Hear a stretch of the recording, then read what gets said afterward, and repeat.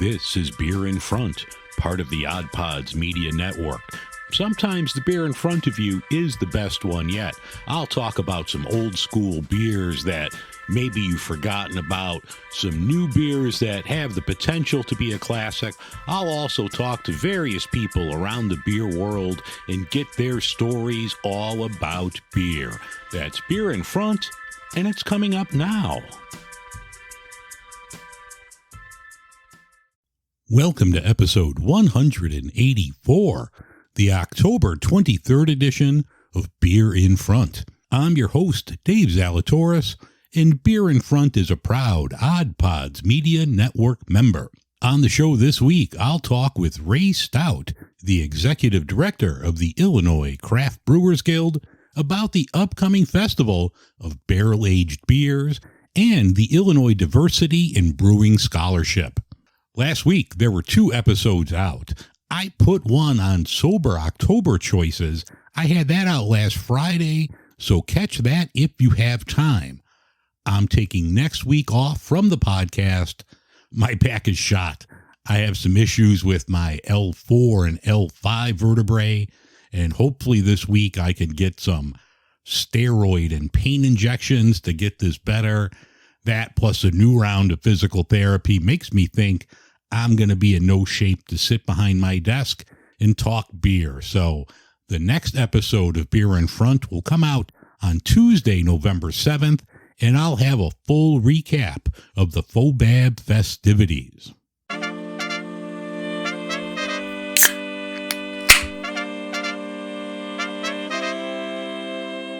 In beer news this week, Revolution is canning their Cold Time Premium Lager. You'll be able to pick this up at the tap room and brew pub. Bell's will expand its Oberon line with new shandy flavors, and that should probably be out, I'm going to guess, next summertime. Goose Island is coming out with Last Call. This will be a 35th anniversary English bitter, and according to the label that I saw over on my Brew Buzz, this is going to be the final brew before they move to their new home over at the Salt Shed. Mad Hatter, the iconic IPA from New Holland, is back. You can pick it up now at the brew pubs in Michigan with Midwest distribution to start early next year. And finally, Whole Foods said that the non-alcoholic category, it's growing by leaps and bounds over at their stores, and right now it's the number 3 category behind craft and imports in the beer categories. Hi, I'm Tina Jaramillo. And I'm Hillary Doherty. And we host the Muck Podcast, where we discuss the dark and sometimes weird true stories in American politics. Hey, Tina, did you know that Elvis crashed the Nixon White House for the sole purpose of getting a DEA badge, and it worked? What? Or how a gun control advocate senator out of California engaged in gun trafficking with notorious gang leader Shrimp Boy? Shrimp Boy, I remember him. Okay, so, we cover all of that and more from maladies, madness, mischief, and murder in U.S. politics. And we also host a bi-weekly interview segment called Lil Muck. We interview politicians, journalists, activists, and others who share their experiences in politics. Find the Muck Podcast wherever you listen to podcasts, and check us out on social media at the Muck Podcast. All right, the Festival of Barrel-Aged Beers is right around the corner. This year it will be held on November 3rd and 4th at the UIC Credit One Arena. Joining me again is Ray Stout, the executive director of the Illinois Craft Brewers Guild. Ray, thanks for coming on again. Hey, thanks for having me back. I think I'm officially a third timer at this point. So yeah, I know. I think I need to send you a business card or swag. At least need to send you a shirt or something. This is the 21st edition, so Fobab is legal. It's the world's largest and most prestigious festival for barrel-aged beers. Going back to the original one at the old Rock Bottom, did you ever imagine that it would be this big? I don't think anybody imagined it would be this big. When this was started originally by Pete Crowley, now owner of Haymarket Brewing in the West Loop, while he was at Rock Bottom and a couple of other like-minded people, it was held on April Fool's Day and for the first time. And people thought it was a joke because nobody has heard about this style of beer. And so they put out a pretty wide net and, they ended up getting some pretty great beer. Sam Adams sent a 5-gallon bucket of utopia. And so, they receive some pretty ridiculous beers, and, it has grown and grown and grown since then. So now we're at the Credit Union One Arena, which is about as big as a place you can get without going to the United Center in Chicago. Are tickets still available? Can people still get tickets for this year? Absolutely. So tickets are available on fobab.com. So FOBAB.com. One thing I would say is that if you are interested in going to Fobab, probably buy the tickets sooner rather than later, because we cap sales to keep it intentionally intimate there. Cool. Yeah. So definitely. And I'll include the link here. But yeah, pick up tickets to Fobab. When most people think of barrel-aged beers, they're thinking bourbon barrels and stouts. And I saw even last year that Ravinia took home a gold with an IPA in Spanish cedar. What other types of barrels or types of beers are going to be out there this year at Fobab? So it's not only Fobab is a festival, but it's a competition. And it's actually a competition across 12 different styles of beer, right? And so you're going to obviously have the big stouts that you automatically equate with barrel-aged beers. But, we're having wild beer with mixed cultures, fruit beer, perries and ciders, lagers. And, some of these descriptions, I'm just looking at them in front of me, just make me thirsty. There's things being aged in gin barrels. There's lagers and gin barrels are a great combination. Oh, yeah. People are using tequila barrels. People are using wine or sherry barrels. And it all imparts, such distinct notes to the beer. And so it's an exciting competition this year across those 12 different styles. And, there's something for everybody there for sure. Yeah. I saw going through like the list of past winners, there was one with port as well. So yeah, I'm looking forward to trying all the different ones. Definitely that Spanish cedar. Hopefully they put that out again this year, because that sounds really interesting. What's really cool about it is that all of these bottles, if you went into a bottle shop and bought them, or walked into a brewery and bought them, these are $20, $30 bottles of beer just for a large format bottle of beer. And so for the price of admission at Fobab, you could try beers, the best beers in the world from 24 different states, all major beer markets, bringing, unique one-off beers that you're never going to be able to try again without spending a significant sum of money to get. This is going to be my first Fobab. What can I and other first-time attendees expect walking into the UIC Credit One Arena? With 200 breweries and 400 beers, it's a lot to kind of take in, right? And so the biggest Fobab veterans I have spoken to, they say come with a plan. So do your research. And so we, prior, the day of the festival, we will post, all of the beers and the locations. And so before you stop in, or while you're waiting in line to get in, do some research and figure out where things are. We break everything out into different sections. So, on the floor, there'll be certain beers of the arena, and around the concourse, there'll be certain beers. And so, and one thing I will say is that, this might be the only time in your life when you get to try a barrel-aged perry. And so Go and do it, right? Or, something that's barrel aged in port wines, or, what is people are getting into now is Malort barrels. So God bless them. And so, which is distinctly Chicago, but, come with a plan.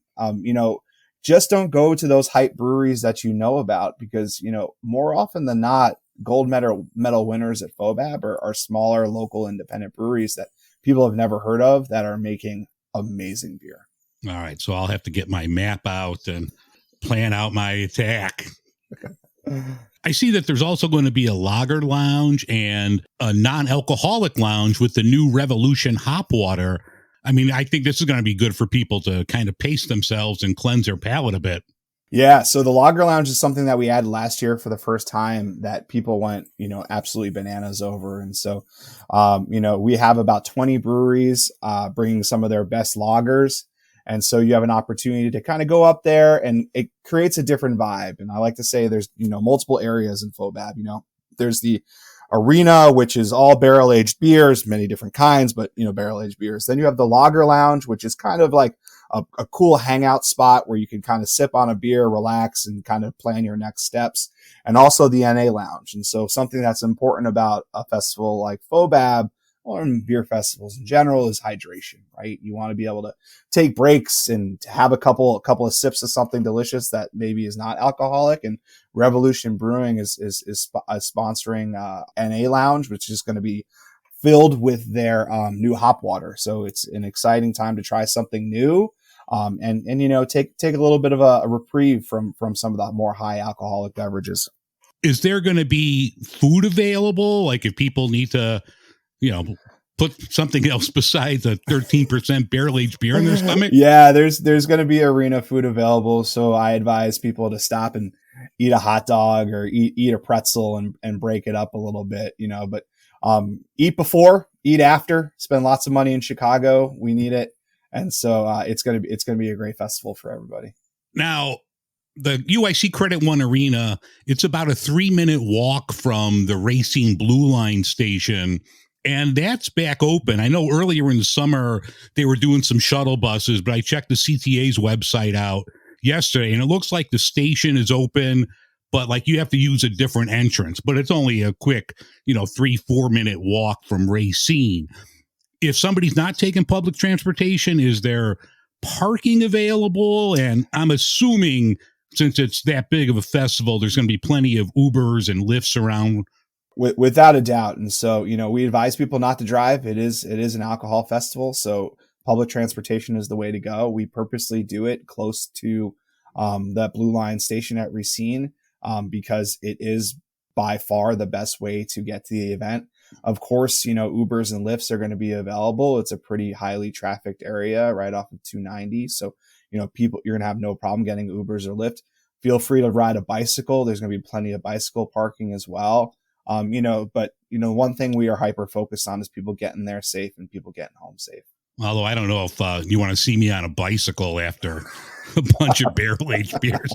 Yeah, I'll stick with taking the Blue Line. Yeah, that'll work. Yeah. Are there beers that you're excited about trying this year? I'm most excited to try some of the more barrel-aged lagers. That was a category that started last year that just really kind of opened my eyes to what this could be.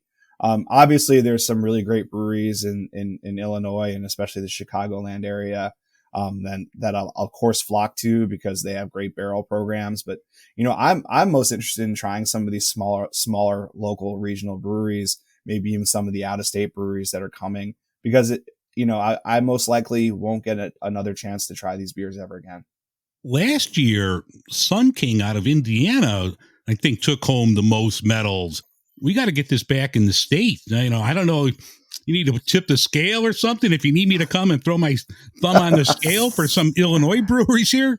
The thing I love about Fobab in comparison to the World Beer Cup or a Brewers Association festival like that is that the judging is done on a very different criteria than, the World Beer Cup or any one of those other Brewers Association events. And, what makes it really cool is judges are primarily judging on taste. And so they're judging on what they like. And obviously these are highly qualified judges that have international credentials, but the Fobab judging seems to be like, all right, does this beer taste freaking awesome? And, those are the beers that win.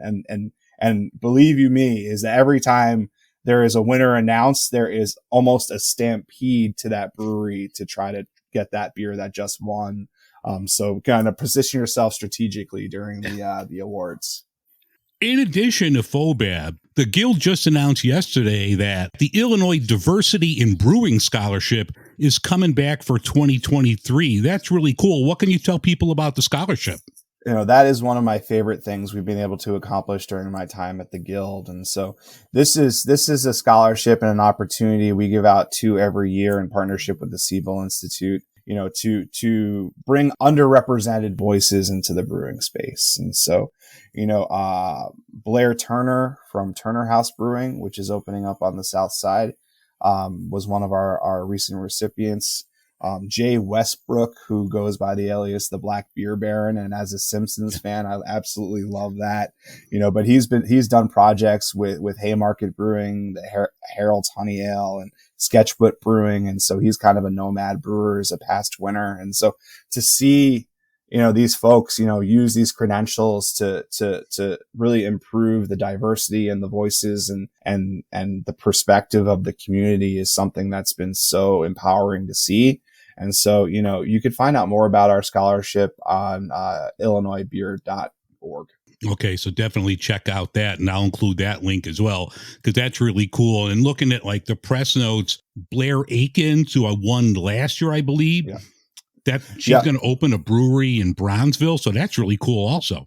Yeah, no, Blair is a great recipient. Yeah. So for a brewery to go into Bronzeville is just like a great step in the right direction for this industry, and it's something that, has traditionally been pretty, exclusive. And so it's taking a lot of, time and effort and intentional, intention to make it a more inclusive industry. And that's something that I'm proud that our organization is doing, and that, almost all the brewers in the state of Illinois are bought into. And so it's pretty cool to see.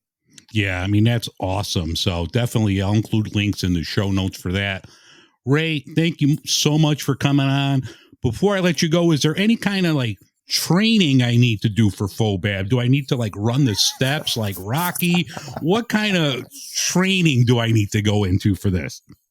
I would suggest heavy hydration. Okay. So you want to be well hydrated. You want to have some food in your belly walking in the door. But other than that, Dave, I know you're a pro and you're going to fit in just fine. All right. I'll have my like liquid IV packets with me for the water to stay hydrated. That's right. All right, Ray. Thanks again. And I will definitely see you at Fobab. See you there.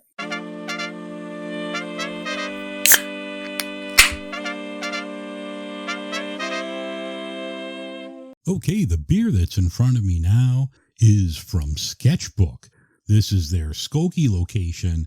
This is Triple G. This is a Belgian-style triple aged in wine barrels. Since we were talking Fobab earlier with Ray, I figured I would have a barrel-aged beer as the beer in front. And I don't think I've ever had a wine barrel-aged beer. I've always liked everything from Sketchbook, so this should be good. This is 10.3% alcohol, and let's crack it open.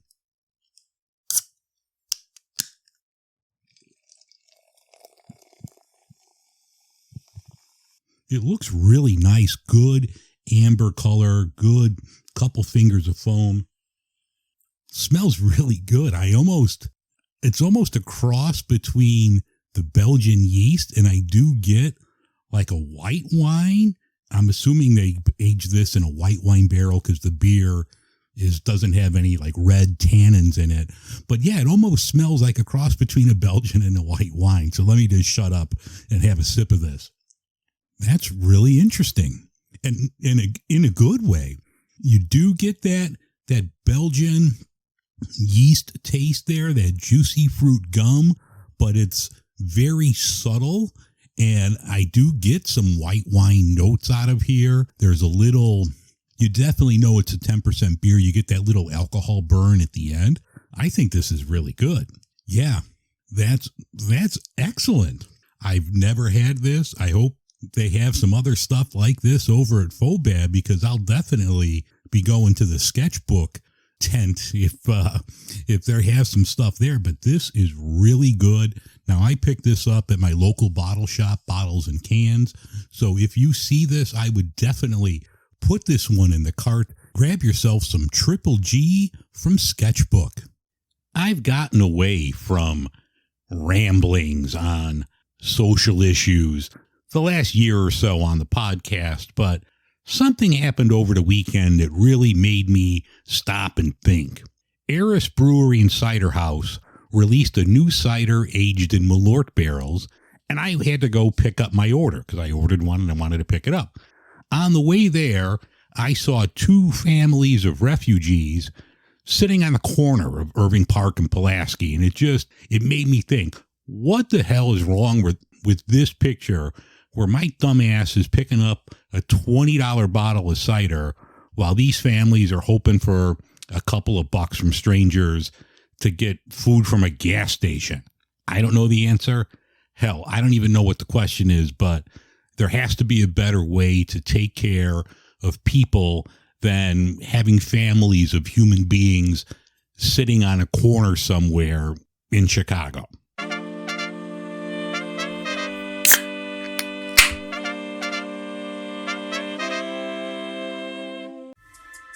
All right, that's going to wrap things up for this edition of Beer in Front. I thank you very much for listening. I want to thank again Ray Stout, the executive director of the Illinois Craft Brewers Guild, for coming on and talking about Fobab and the Illinois Diversity in Brewing Scholarship. Once again, I'm taking next week off, so the next show will be out in a couple weeks, and I'll have a recap of Fobab. If you need to get a hold of me, you could email me, dave@beerinfront.com.